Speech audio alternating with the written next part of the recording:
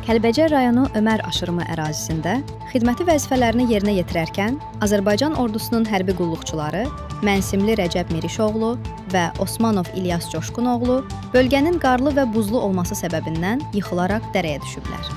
Az-24 xəbər verir ki, bu barədə Müdafiə Nazirliyi məlumat yayıb. Qeyd olunub ki, müxtəlif bədən xəsarətləri alaraq yaralanan Osmanov İlyas Coşqunoğlu dərhal ilk yardım göstərilərək yaxınlıqdakı tibb müəssisəsinə təxliyə olunub. Vəziyyəti stabildir.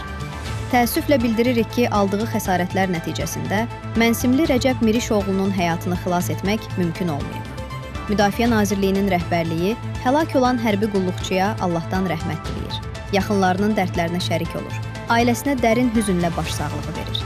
Yaralı hərbi qulluqçuya şəfa diləyir. Allah rəhmət eləsin. Nazirlik vurğulayıb ki, faktla bağlı araşdırma aparılır.